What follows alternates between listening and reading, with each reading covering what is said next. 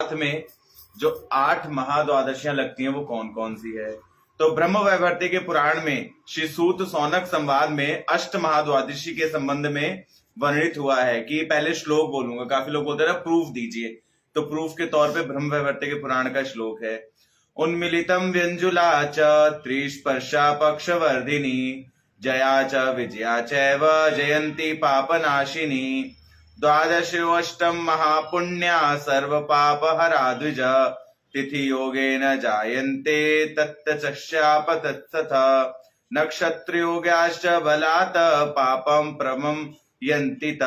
अर्थात हे द्विज, द्विज का मतलब क्या हुआ, मतलब कोई भी क्षत्रिय ब्राह्मण एवं वैश्य जो द्विज श्रेष्ठ है, जिनका 2 बार दीक्षा संस्कार होती है, 2 बार जन्म होता है, उनको क्या कहा जाता है, द्विज। उन्मिलितम व्यंजुला त्रिस्पर्शा पंचवर्धिनी जया विजया जयंती और पापनाशनी अष्ट महाद्वादशियां महापवित्र और निखिल पाप का हरण करने वाली हैं। उनमें प्रथम 4 तिथि योग से एवं अवशिष्ट 4 नक्षत्र योग से उत्पन्न होती है। 4 किससे उत्पन्न होती है, तिथि से, और 4 नक्षत्र से। ये समस्त महाद्वादशियां समस्त पापों को शांत करती है। उन्मिलितम आदि समस्त महाद्वादशियां अतिशय पुण्यवर्धनी होती हैं। विशेषकर शुक्ल पक्ष के अनुष्ठित होने से वह अधिक फलदायक होती है। इन समस्त महाद्वादशियों का महात्मा न समझकर जो उक्त तिथि को व्रत उपवास में रत नहीं रहे होते, वह अमृत पाकर भी उससे वंचित होते हैं। अर्थात जो लोग एकादशी के दिन व्रत करते हैं और महाद्वादशी का व्रत नहीं करते, उनके 1000 वर्ष तक के जितने भी उन्होंने पुण्य किए हैं वो सब क्षय हो जाते हैं। इसलिए जब एकादशी तिथि में महाद्वादशी प्रविष्ट हो तो उस दौरान क्या करना चाहिए कि एकादशी छोड़ के महाद्वादशी का व्रत करना चाहिए, ऐसा ब्रह्म वैवर्त के पुराण में वर्णित है। आगे कहा गया, धर्म स्वरूप साक्षात श्री हरि एकादशी रूप में विराजते हैं। व्यंजुली और उन्मिलितम व्रत की उनके शरीर में तुलना की गई है। पुराणों में विद्वानों ने जो अष्ट महाद्वादशियों का वर्णन किया है उसमें एक का भी तिरस्कार करने से पूर्व में संचित समस्त पुण्य विध्वंस हो जाते हैं। देखो आया ना, एक में भी भेद करने से क्या होता है, समस्त पुण्य खत्म हो जाते हैं। पद्म पुराण और मार्कंडेय पुराण में भगवान की उक्ति में दृष्टिगत होता है कि जो अष्ट महाद्वादशियां व्रत के अनुष्ठान के विरक्त होते हैं वह भगवत आज्ञा से महाप्रलय तक यमपुरी में वास करते हैं। बताओ, यानी जो महाद्वादशियों का व्रत नहीं करता वो कब तक, अनंत प्रलय, जब ब्रह्मा जी की 100, अभी ब्रह्मा जी कितने साल के हैं, 52, अब ये वाले कलयुग के बाद कितने के हो जाएंगे, 53, समझ रहे हैं आप। तो जब ऐसे 53 54 करते करते जब ब्रह्मा जी अपनी 100 आयु पूरी कर लेंगे, 100 वर्ष की आयु, उस तब तक वो बंदा कहां पड़ा रहेगा, घोर नरक में, जो महाद्वादशी को नहीं करता, व्रत नहीं करता। तो मैं तो कई बार सोचते हैं मंदिर वाले सारे ठगी जा रहे सारे पंडित सबको, फिर है कि नहीं, तो ये सारा ज्ञान सबको मिलना चाहिए कि नहीं। तो आगे आया, अतः समस्त आत्म मंगल लाभेच्छु व्यक्ति एकादशी तथा महाद्वादशी तिथियों के आगमन पर यथाविधि सम्मान प्रदान करने से एक और जैसे अवांछित दुख और दुर्दशा से परित्राण अर्थात रक्षा प्राप्त करेंगे, दूसरी ओर नित्य मंगल प्राप्ति के पथ पर वह अग्रसर हो पाएंगे। उल्लेखित इन अष्ट महाद्वादशियों को छोड़कर श्री हरि भक्त विलास ग्रंथ में और भी 2 महाद्वादशियां व्रत का उल्लेख देता है। वह श्रवण द्वादशी एवं गोविंद द्वादशी के नाम से कथित है। इनका परिचय और महात्मा क्रम अनुसार वर्णित होता है।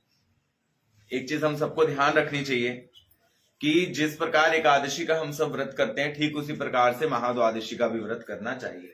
एक भक्त ने प्रश्न किया था कि क्या एकादशी व्रत का उद्यापन होता है। शास्त्र के अनुसार एकादशी व्रत का उद्यापन नहीं होता, क्योंकि एकादशी एकमात्र ऐसा व्रत है, देखो मंगल है, सोम है, शुक्र है, शनि इत्यादि का व्रत, भैरव इत्यादि का व्रत, देवी इत्यादि के व्रत, ये सारे व्रत अनुष्ठान में आते हैं। किसमें आते हैं, अनुष्ठान। अगर आप इन सारे व्रतों को करते हैं तो आपको मिलता है पुण्य, नहीं करते तो कोई बात नहीं, ऐसा है ना। लेकिन एकादशी एकमात्र ऐसा व्रत है जो कि प्रत्येक जीव मात्र को करना ही पड़ेगा। 8 साल से ऊपर की आयु को और 80 साल से के अंदर अंदर 8 से 80 के बीच में जितने लोग हैं सबको एकादशी व्रत करनी ही पड़ेगी, कंपलसरी है। करते हो तो अच्छा है, नहीं करते तो उसके पाप के भागीदार आप बनोगे। तो प्रत्येक एकादशी का व्रत आपको करना ही पड़ेगा, कंपलसरी है। अब एकादशी का उद्यापन के बारे में सुनो। भागवत में एकादशी उद्यापन के विषय में वर्णित है, लेकिन वो क्या कहा गया, युधिष्ठिर जी महाराज ने इसका उद्यापन किया है। लेकिन एकादशी उद्यापन का मतलब ये नहीं है कि होता है कि भाई ब्राह्मण जिमा लो, ब्राह्मणों को भोजन करा दिया, खिला दिया, पिला दिया, सब कर दिया, वस्त्र अलंकार दान दक्षिणा सब अर्पण कर दी, फिर अब अगली बार से हम एकादशी नहीं करेंगे या हम अपनी एकादशी किसी और को दे देंगे। भाई मैं सास हूं तो मेरी बहू ने करने लगी मेरी एकादशी, ऐसा कैसे होता है भाई? मैं प्रश्न करता हूं, सासू माँ ने अन्न त्याग दिया, आज के बाद सासू माँ की 2 रोटी और 1 गिलास दूध बहू रानी पिएगी तो सासू माँ की सेहत बन जाएगी क्या? बनेगी? तो ये कहां से तर्क निकाल करके ले आते हैं लोग मंद बुद्धि कि भाई मैंने अपनी सासू माँ ने बहू रानी को दे दिया, बहू रानी करती है, ये क्या है ये चक्कर? ऐसा नहीं होता। एकादशी का उद्यापन किया जाता है पुण्य प्राप्त करने के लिए। जैसे मैं पिछले 12 साल से एकादशी रख रहा हूं, तो क्या होता है, लगातार जो व्यक्ति 26वां एकादशी का व्रत करता है, ऐसे व्यक्ति का वाक्य सिद्ध हो जाता है। वाक्य सिद्ध समझते हैं आप? मतलब वो जो कह देगा वो हो जाता है, समझ रहे? वाक्य सिद्ध हो जाता है, लेकिन उसकी विधि है कि वो किस प्रकार से वाक्य सिद्ध किया जाता है। अब ऐसे जैसे आप लोग एकादशी करते हैं उसको थोड़ा ना कहा जाता है वाक्य सिद्ध करना, वो अलग है, जो हमने बचपन में कभी रखी थी, जो केवल फलाहार और दूध पर रखी जाती थी, है ना। कुट्टू का आटा और पूड़ी खा करके थोड़ा ना कोई वाक्य सिद्ध कर पाएगा, मुश्किल है। तो वो अलग विधि है, एकादशी व्रत करने की अलग विधि है। तो जिस व्यक्ति को जैसे 8 साल 4 साल 5 साल 6 साल व्रत करते हो गए हैं, तो वो क्या करते हैं, अन्य लोगों को अपने घर के अंदर बुलाते हैं, ब्राह्मणों को, जो जितनी श्रद्धा हो, 1 2 4 5 7 8 जितने ब्राह्मणों की श्रद्धा हो बुलाते हैं, सुंदर व्यंजन बनाते हैं, घर के अंदर हरिनाम संकीर्तन करते हैं, भगवान को सुंदर व्यंजन भोग लगाते हैं और तुलसी सहित वस्त्र एवं आभूषण एवं दक्षिणा सहित ब्राह्मणों को दान दे करके विदा करते हैं। वो तो हुआ पुण्यवर्धन एवं पुत्रवर्धन एवं लक्ष्मी वर्धन एकादशी व्रत का उद्यापन, ठीक। लेकिन एकादशी व्रत आप छोड़ नहीं सकते, फिर आपको दोबारा से करना पड़ेगा। जो जीव एकादशी व्रत करके उसका उद्यापन करके छोड़ देता है उसको करना, फिर वो और भी ज्यादा महापातक कहलाता है। महापातक अर्थात वो घोर नरक में जाता है और अगला जन्म फिर उसको मिलता है चांडाल। इसलिए चांडालकृत जन्म में ना जाना पड़े, इस कारण से मेरी विनती कि भैया एकादशी व्रत का उद्यापन ना ही करो। हमारे परंपरा में, ब्रह्माद्विंद्र गौड़ीय परंपरा में श्रीमन महाप्रभु कहते हैं कि एकमात्र समस्त जीवों को एकादशी व्रत ही करना चाहिए, इससे उत्तम और पुण्यदायक व्रत कोई और है ही नहीं। समस्त देवी देवता भी इसी व्रत को करते हैं। आपको पता है, जब शनिदेव नंदगांव में आए भगवान का दर्शन करने के लिए, बड़ी अच्छी कथा है, तो माता यशोदा ने अपने द्वार बंद कर लिया कि भाई शनि की दृष्टि पड़ेगी, मेरे पुत्र के साथ 7.5 या ढैया ना चलने लग जाए। तो शनिदेव से जब ये बिल्कुल गुप्त बात बता रहा हूं, शनिदेव ने जब पूछा, हे नंद नंदन, हे कृष्णस्तु भगवान स्वयं, मैं आपके दर्शन करने के लिए आया, सारे देवी देवता आए, सबने दर्शन किया, मेरी बारी में क्यों बंद हो गया? तो भगवान ने कहा, हे शनि, क्योंकि तुमने कभी भी प्रेम पूर्वक मेरा व्रत उपवास नहीं किया। तो आप सब स्टोरी जानते हैं कि किस प्रकार शनिदेव ने जाकर के फिर कोकला वन में बैठ करके तपस्या की, नंदन की एकादशी व्रत किए, निर्जल एकादशी व्रत किए, जिसके फलस्वरूप कोकला वन के अंदर आकर के नंदन और श्री राधा रानी ने शनिदेव को अपना दर्शन प्रदान किया। यानी एकादशी तिथि को कहा जाता है माधव हरिवासर, माधव तिथि। यानी एकादशी के दिन व्रत करने से हमें क्या प्राप्त होता है? भगवान का प्रेम, भगवान का प्यार। इसलिए एकादशी को हमें व्रत करना चाहिए। इसके संदर्भ में शनिदेव से अच्छा कोई और उदाहरण है ही नहीं, समझ रहे हैं आप उनसे, क्योंकि शनि देव एकमात्र ऐसे देव हैं जो आपके कर्मों को बहुत अच्छे से आंख के प्रकार के और आपको फल प्रदान करते हैं। तो अगर उन्होंने एकादशी व्रत किया तो आपको और हमें भी शास्त्र के अनुसार एकादशी व्रत प्रत्येक जीव को करना चाहिए। भगवान शंकर भी एकादशी व्रत करते हैं, शिव महापुराण 8वां अध्याय। अच्छा, माता रानी भी एकादशी व्रत करते हैं, देवी भागवत 2य अध्याय, जब ब्रह्मा विष्णु महेश को बिठा करके विमान में ऊपर ले जाया जाता है, खोल के पढ़ो। पद्म पुराण, ब्रह्मवैवर्त पुराण, त्रेतरोपनिषद, सबके अंदर वर्णन आता है कि सारे देवी देवता एक टक से एक ही व्रत को करते हैं, और वो व्रत कौन सा है? एकादशी। और आप और हम व्रत निष्ठा कहाँ रखते हैं? कोई तो मंगल में भरोसा रखता है, कोई सोमवार के व्रत में भरोसा रखता है, कोई कहीं भरोसा रखता है। सारे भरोसों को त्याग दो। 10 नावों में सवार होने से अच्छा, लोग कहते हैं ना, सोमवार का व्रत करो पति अच्छा मिलेगा, मंगलवार का व्रत करो शत्रु नाश हो जाएंगे। अरे भाई, सिर्फ एकादशी व्रत करो सब मिल जाएगा। देखो, एकादशी व्रत के अंदर ही महाराज अम्बरीश की रक्षा की कि नहीं की भगवान ने? एकादशी व्रत के अंडर में ही भगवान ने अम्बरीश जी की रक्षा की कि नहीं करी दुर्वासा मुनि से? तो एकादशी व्रत से रक्षा हुई। अच्छा, एकादशी व्रत के प्रभाव से महाराज बलि को भगवान ने पाताल लोक का राज्य दिया कि नहीं? और आने वाले मनवंतर में फिर उनको क्या बनोगे? इंद्र बनोगे। केवल एकादशी व्रत की महिमा है, बस। पूरा शास्त्र उठा के पढ़ लो, किसी अन्य व्रत की महिमा नहीं है। अन्य व्रत की महिमा अगर आप प्रकट करेंगे तो उस अन्य व्रत की महिमाओं में बहुत कुछ भी आता है, और सारे व्रत भी हम ठीक से करते नहीं है। जैसे अब कल एक माता ने पूछा था कि बृहस्पतिवार को व्रत करके और केला नहीं खाया जाता, ऐसा कहाँ लिखा है? केले की जड़ में केवल पूजा करने को कहा गया, खाने ना खाने पे तो प्रतिबंधित है ही नहीं, है ना? पता नहीं किसने भ्रांति फैला दी कि साबुन नहीं लगाना। आप कोई पूछे आज से त्रेता, द्वापर और सतयुग के अंदर क्या लाइबॉय और लक्स होते थे क्या? डिटॉल जो साबुन सर्फ एक्सल होता था क्या? पता नहीं किसने ये सब बना दिया, और हम उस बात को भेड़ चाल मानने भी लग गए। मैं फिर कल वाली एक बात दोहराऊंगा आज, कि कोई प्रथा, कोई वस्तु किसी कारण से शुरू की गई थी, आपने और हमने उसको अपने अंदर ही ढाल लिया। भैया, मंगलवार को दाढ़ी नहीं बनानी, क्यों नहीं बनानी? कोई कारण तो होगा, कोई कारण होगा कि नहीं? बृहस्पतिवार को ऐसा नहीं करना, कोई कारण होगा। हमने कभी कारण जानने की कोशिश की? नहीं, बस बड़े बुड्ढे ने कह दिया तो हमने मान लिया। अरे ऐसा नहीं होता, कहीं बड़े बूढ़े ने कह दिया हमने मान लिया, ऐसा नहीं होता कभी। खुद जानिए, समझिए, पहचानिए, उसके बाद उस चीज पे अमल करो। समझ रहे हो? पहले सब जगह से पढ़ो। ये ऐसे ही नहीं इतने सारे वेद शास्त्र पुराण दिए गए, पहले इनमें झांको।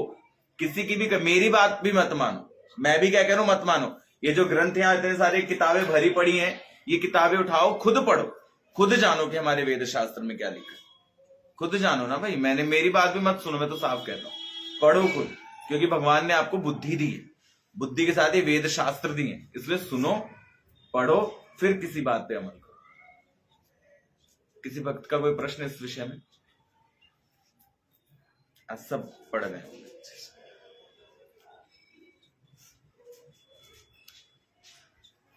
शिवृंदावन बोलो।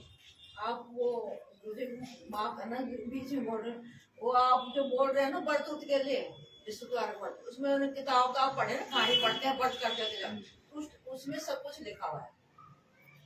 माता जी कह रही है जो हम बृहस्पतिवार का व्रत करते हैं ना, उसमें सब कुछ लिखा हुआ है। माता जी सब कुछ लिखा हुआ है, लेकिन आप विचार कीजिए कि उसको लिखा किसने, उसके राइटर कौन? ऐसे तो मैं भी कोई किताब उठा करके छाप दूं तो आप मानेंगे, और मार्केट में उसको लॉन्च कर दूं, मतलब मार्केट में भेज दूं। बुधवार को ये दाढ़ी ने बनाने, बाल ने कटाने, मंगलवार को, क्यों? शनिवार को, क्यों? तो वो कोई कारण होगा तभी मना करते हैं। कारण मैं बताता हूँ, बताओ आप। उसके अंदर वर्णन आया है कि जो व्यक्ति व्रत करेगा वो बृहस्पतिवार के दिन ना तो बाल कटाएगा, ना कपड़े धोएगा, ना ही घर को लीपा पोती करेगा। क्यों? इसलिए नहीं करेगा क्योंकि उपवास, उप का मतलब बोलो, उपवास का मतलब क्या हुआ? संस्कृत में उपवास, हिंदी में निकट बैठना, यानी उपवास अर्थात जिस देवता का आपने व्रत किया है उसके पास वास करना, यानी उसके पास बैठना। अब आप कपड़े धोओगे, आप दाढ़ी मूछ बनवाओगे, आज देवता का व्रत किया है, उपवास किया है, अर्थात उसके पास जाकर के बैठना, अपना पूरी जो 24 घंटे का समय है उसमें से कम 12 घंटे उस देवता को देना पूजा पाठ में। इसलिए कहा जाता है एकादशी अन्य दिन 16 माला और एकादशी के दिन 25 माला। जो व्यक्ति एकादशी के दिन 25 माला नहीं करता वो निर्जला भी रह ले फिर भी उसकी एकादशी नहीं मानी जाती। क्यों नहीं मानी जाती? क्योंकि उसने 25 माला की नहीं समय के अनुसार, तो यानी उसकी एकादशी नहीं है। इसलिए एकादशी को 25 माला, अन्य दिन 16 माला। तो इसलिए उपवास, देवता के निकट वास करने को कहते उपवास, इसलिए मना किया गया। बाकी अन्य तो कुछ भी नहीं है। अब वही कलावती लीलावती डोल रही है, और भी तो लोग थे जो सब कुछ कर रहे थे। कथा वही बेचारी कर रही थी, उसी के नाव अदृश्य और थे, और उसी के साथ सारा भंडाधार और था। और भी तो बंदे थे जो हरकतें कर रहे थे, उनका क्यों नहीं कुछ बिगड़ रहा था? कोई पूछे? देखो, वो कथा करनी भूल गया राजा, और चोर कोई और धन चुरा करके लेकर के आया। कथा आती है ना, मैं देखी, और चुरा के बोला था, फंसा कौन? जो कथा करता था। मत ही करो फिर, रख दिया उसके, फंस कौन गया? जो कथा कर रहा था। भाई आप समझो पढ़ के, देवता खुद कह रहे मुझे पूजोगे और मुझे पूजना बंद किया तो मैं तुम्हें फंसा दूंगा। देवता खुद आपको चेता रहे, सही की गलत बात? वो देवता खुद कह रहे मेरी कथा करोगे तो सब अच्छा अच्छा होगा, मेरी कथा बंद करी तो बेटा जेल में पहुंचा दूंगा, पति डुबा दूंगा, समझ लो ना, सब करा दूंगा। माता दोनों में आता है, दोनों में सेम ही स्टोरी है। ये करा दूंगा, वो धनहीन बना दूंगा। भैया फिर ऐसे देवता को तो हाथ जोड़ को, भाई तू वही बैठा रहे, तेरी क्या जरूरत है यहाँ पे? कोई तो बताओ, बेचारा धोखे से भूल गया, उसकी इतनी बड़ी सजा कि उसको जेल में फिकवा दिया। बताओ भैया, इससे अच्छा नंद नंदन है, जिसको तो भैया पूतना आई जहर पिलाने के लिए, और वो भी कृष्ण कृपालु, कृष्ण की दूध पीते पीते, जहर पीते पीते उसको मातु की गति दीनी ताही कृपाल यादव राय। तो ऐसे कृपालु कृष्ण को छोड़ के मैं ऐसे देवता के पास जाऊं जिसका एक बार कथा करनी भूल गई तो जेल में ठुसवा दे? भाई माफ कर, तू अपने घर पड़ा रहे। और वैसे भी देखो, सच्चाई ये है, कोई देवता हमारे पास आकर के नहीं कहता कि मेरे बारे में करो, मेरी किताब पढ़ो। सच्चाई है, हम ही उल्लू हैं, हम ही चले जाते हैं देवता के पास, क्योंकि हमें एक लॉजिक समझ नहीं आता। लॉजिक क्या है? अभी सुनो। लॉजिक ये है कि हमने अपने कर्मों से एक बीज बोया, हमने अपने कर्मों से एक बीज बोया, हमें तो लगा हमने सेब का और आम का बीज बोया है, लेकिन उसमें तो बबूर और कैक्टस निकल रहे हैं, तो उसके कांटे तो फिर हमें ही चुभेंगे ना, हमारी बाग में है तो। समझ रहे हैं? तो कर्मों के बीज, उसके जो फल स्वरूप है, वो हमें अक्सर मिलते रहेंगे, मिलते रहेंगे, मिलते रहेंगे। उससे कोई देवता, यहां तक कि भगवान भी नहीं बचा सकते। इसलिए युद्ध के मैदान में भगवान अर्जुन को कहते हैं, अर्जुन तेरी करनी तेरे साथ है, मैं केवल तुझे समझा सकता हूं, करना ना करना तेरे ऊपर डिपेंड करता है। उसी प्रकार हम सब ने इतने पाप किए पूर्व जन्म से अब तक कि हम सब उन्हीं पाप के फलस्वरूप, किसी पे कर्जा आ रहा है, किसी के घर में मौतें हो रही हैं, किसी का कुछ हो रहा है, किसी का बीमारियां लग रही हैं। ये सब क्यों हो रहा है? क्योंकि आपने पूर्व में ऐसा किया है, इसलिए इस जन्म में सब कुछ आपको मिल रहा है। और आप ये सब लेकर के फिर कहते हो भगवान आपने मेरे साथ ऐसा क्यों कर दिया?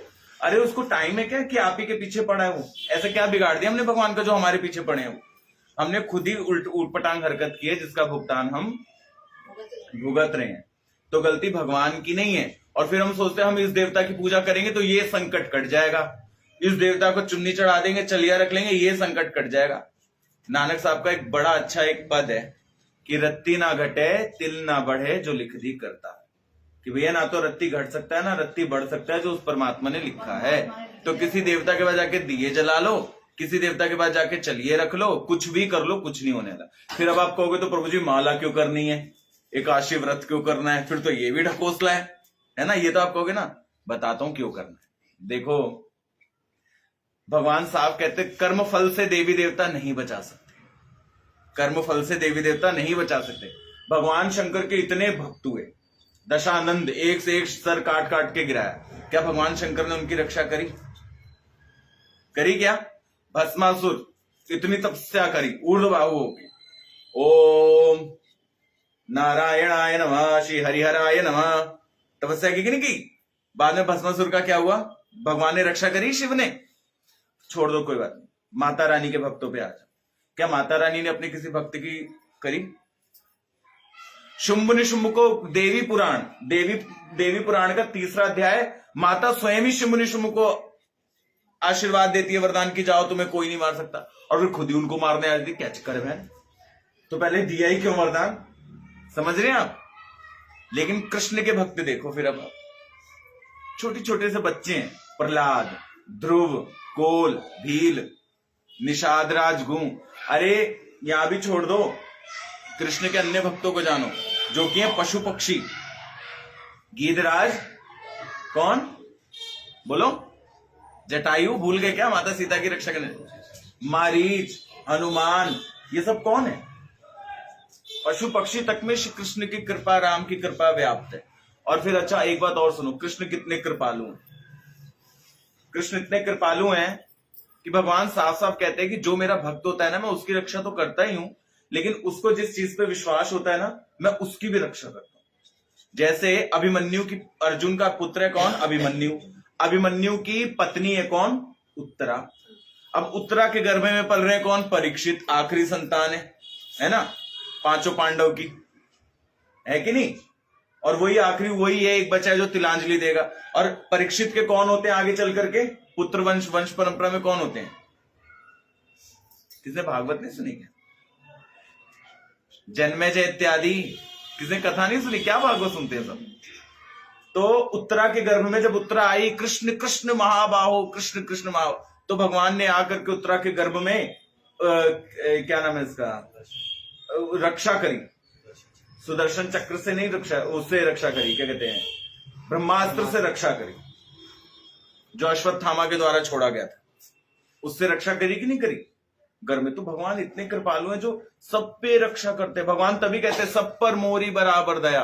और कृष्ण कहते हैं जैसे ही तुम मेरा नाम लेना शुरू करते हो ना, वैसे तुम्हारे कर्मों की जो तलवार तुम्हारे ऊपर गिरने वाली होती है। तो एकमात्र कृष्ण इस बात को कहते हैं कि वो कर्मों की तलवार नहीं गिरती, केवल वो कर्मों की तलवार एक सुई में परिवर्तित हो जाती है, और वही सुई केवल तुम्हें चुभती है, बस। जो मेरी शरणागति हो जाती है। इसलिए भगवान एकमात्र कृष्ण ने ही दम रखा है ये बात बोलने का, क्या कि सर्वधर्मान प्रत्यज्ञ न मम एकम शरणम भज, कि सब त्याग दो। सर्वधर्म का मतलब हिंदू मुस्लिम नहीं कह रहे भगवान, तब तो हिंदू मुस्लिम का तो कुछ था भी नहीं लेना देना।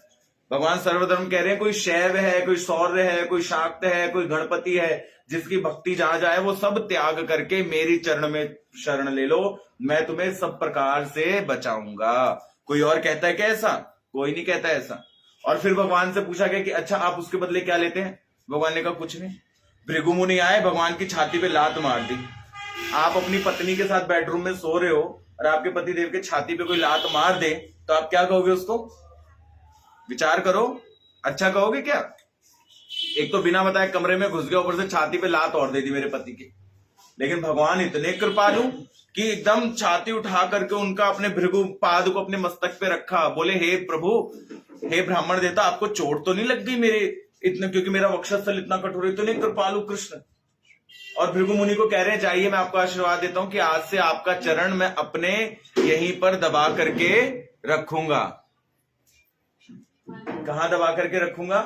अपने वक्षस्थल पे। इसलिए आज भी अगर आप दर्शन करेंगे तो श्री कृष्ण के छाती पर भृगुपाद बना हुआ है, वक्षस्थल बना हुआ है, वक्षस्थल पे चरण बने अंकित हैं। तो भाई मेरी विनती है कि केवल श्री कृष्ण के शरणागति हो जाओ। नाम जैसी लेना शुरू करोगे, नाम जपत मंगल दिसि दसहु, शास्त्र लगे हुए हैं, दे दिया, दे बत्ती, दे आरती, कुछ फायदा नहीं। सच्ची कह रहा हूं, ये जो 4 टाइम 5 टाइम आरती होती है, कुछ फायदा नहीं। हाँ, पुण्यवर्धन है, प्रेम वर्धन है, परंतु जब तक ये नहीं चलेगा ना, तब तक कुछ फायदा नहीं। वो 3 इडियट का एक गाना है बड़ा सुंदर, अगरबत्तियां रात हो गई, गॉड तो फिर भी दिखा नहीं। वास्तविकता कारण, क्योंकि भजन करने से मन का कलमश दूर होता है, अगरबत्ती जलाने से नहीं होता। वास्तविकता है माता जी। तो इसलिए अन्य देवी देवताओं की शरणागति लेने से पहले, और इंद्र देखो, इंद्र भी तो देवता है, उसने क्या किया था, एक बार उसकी सेवा बंद करा दी ब्रजवासियों ने से भगवान ने, तो इंद्र ने क्या किया, पूरे ब्रज को डुबाना चाहा कि नहीं चाहा? तो इसलिए इंद्र की भी सेवा पूजा त्याग करके गोवर्धन महाराज की सेवा पूजा की गई। तो आपको और हमें भी ऐसे भक्त वत्सल श्री कृष्ण श्री हरि के शरणागत होना चाहिए। अच्छा, किसी भक्त ने कमेंट किया है कि कृपया साधना के बारे में बताएं। अब साधनाएं भी कई प्रकार की होती हैं। जिन भक्त ने कमेंट किया है, मेरी विनती अगर वो सुन रहे हैं तो वो मुझे बताएं किस प्रकार की साधना के विषय में सुनना चाहते हैं। देखो भाई, 4 प्रकार की साधना होती है शास्त्र के अनुसार, जिसमें सबसे लोअर कैटेगरी क्या आती है, तंत्र विद्या। कौन सी विद्या? तंत्र विद्या, ठीक है, जिसमें अन्य प्रकार की आपको शक्ति मिलती है, जिसमें होते हैं वशीकरण, मारण, उच्चाटन, ये सारी वस्तुएं होती है, जो कहते हैं तंत्र क्रिया। ठीक है, ये बहुत किसी को सीखनी हो तो बताना सिखा दूंगा। बहुत लोअर, ये ज्यादा 41 दिन, 1.5 महीना अथवा 6 महीने के अंदर सिद्ध हो जाती है। तंत्र क्रिया इसको कहते हैं। ठीक है, इससे ऊपर होती है ध्यान क्रिया, जो ध्यान के माध्यम साधनाएं की क्रियाएं सारी, है ना, 4 स्तर होते हैं। इससे ऊपर आते क्या, ध्यान। ध्यान समझते हैं आप? अर्थात आप ध्यान करते हैं किसी वस्तु का, किसी देवता का। अब इसके अंदर देवता की कैटेगरी आती है। तंत्र क्रिया में क्या आता है? भूत प्रेत इत्यादि, शमशान मसानिया, ये सब है ना। क्या उन्होंने लिखा है बताएं चारों ही, तो बताता हूं। तो उसमें क्या आया, दूसरा क्या आया, पहला क्या आया, उसमें भूत प्रेत मसानिया और शमशान इत्यादि जागृत होते हैं, इन सब विषयों के विषय में है। दूसरा वर्णन आता है साधना का, जो कि देवताओं से जुड़ा होता है। फिर देवताओं में इसके अंदर आते हैं मामा सरकार। मामा सरकार जानते हैं, राजस्थान के एक देवता है मामा, वो भूत, ये देवता मतलब ये जो देवता होते हैं 2 प्रकार की योनि में होते हैं, एक पॉजिटिव एक नेगेटिव। हिंदी में कहूं तो सात्विकता और अपवित्रता दोनों में ही। तो ये होती है साधन भक्ति, जिसके अंदर आते हैं मामा जी महाराज, माँ मेलड़ी है ना, माँ कालका, माँ झंडे वाली एवं बजरंगबली, बालाजी इत्यादि, प्रेतराज सरकार है ना, शनिदेव, ये सारे इस साधना पद्धति में आते हैं। इसलिए आप देखेंगे कई लोग इनको सिद्ध करके अपने देह पर भी वास करते हैं और इनके द्वारा लोगों के कष्ट काटते हैं। ठीक है, ये हो गई 2 प्रकार की साधना। अब तीसरी साधना इससे हाईएस्ट है, ठीक है, जो कि हम जैसे ब्रह्मचारी करते हैं। ब्रह्मचारी कौन? जिसने कभी किसी स्त्री का शरीर स्पर्श नहीं किया, ठीक है, वो जीव इस साधना को करते हैं। तो वो साधना कैसी है? वो साधना है मंत्र तंत्र, अर्थात मंत्र का मंत्र शक्ति, समझ रहे हैं? मंत्र शक्ति। जैसे आपके एक भ्राताश्री यहां आए थे, याद है आपको, जिसका अभी हम थोड़ी देर पहले बात कर रहे थे। वो व्यक्ति जयपुर से यहां आया था और वो व्यक्ति पहली बार मुझसे मिला था। कितनी बार? पहली बार। और पहली बार में ही मैंने उस व्यक्ति के बैकग्राउंड में जो कुछ भी वो जिससे प्यार करता है, क्या नाम है उसका, क्या है, कैसा है, क्यों है, तुम्हारे घर में क्या है, कैसा है, क्यों है, सारी चीजें बता दी थी। सही की गलत बात मत है, ऊंचा बोलो, कैमरे में आना चाहिए, तो लोग कहेंगे अपने आप ही सर हिला रहे हैं। हाँ जी, है ना, तो सब बता दिया। ऐसा ये कैसे हो गया? वो बंदा भी हैरान, भाई इसको कैसे पता मेरी गर्लफ्रेंड का नाम, इसको कैसे पता मेरे घर के अंदर ये चल रहा है, मेरे घर के अंदर वो चल रहा है। कारण पता कैसे चलता है? सब मंत्र विज्ञान, मंत्रों के द्वारा मंत्र सिद्ध कर लिया जाता है। पता, अगर कोई भक्त 6 महीने तक भी अपने काम इंद्रियों को साध ले तो उसको मैं मंत्र सिद्ध कर सकता हूं। मैं क्या मतलब, वो खुद ही हो जाएगा, बस उसको विधि बताई जाएगी, उस विधि से हो जाएगा। चौथा और आखिरी क्या है? उसको कहते हैं साक्षात्कार। साधना में साक्षात्कार, उस स्थिति पे पहुंचने पर कई प्रकार की क्रियाएं जुड़ी होती हैं, जिसमें ब्रह्मांड क्रिया इत्यादि महाक्रियाएं भी होती हैं, जो कि अपने स्थूल शरीर को त्याग करके, वो क्रिया इतनी तगड़ी होती है कि आप अपने स्थूल शरीर को त्याग करके और बाहर देख सकते हैं कि क्या हो रहा है। जैसे आप बता रहे थे ना कि मैंने देखा कि प्रभु जी खड़े हैं, लेकिन मैंने देखा तो कोई नहीं था, वहां पे अंतर ध्यान हो गया। तो वो होती है साधना का आखिरी स्थिति, जिसको कहते हैं ब्रह्मांड क्रिया। यानी आप अपना शरीर त्याग करके कहीं और चले जाते हैं, मतलब शरीर आपका यही होगा लेकिन आप होंगे कहीं और।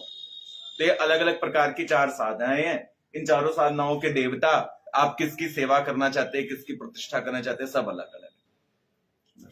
तो जो जैसे मुझे लगता है आप कोई कर पाएगा, जो सीखना चाहता हो वो अलग से मैसेज करे। फिर किसी वक्त का कोई और प्रश्न नहीं? श्री वृंदावन चंद्र भगवान की जय। श्री राधा रमण लाल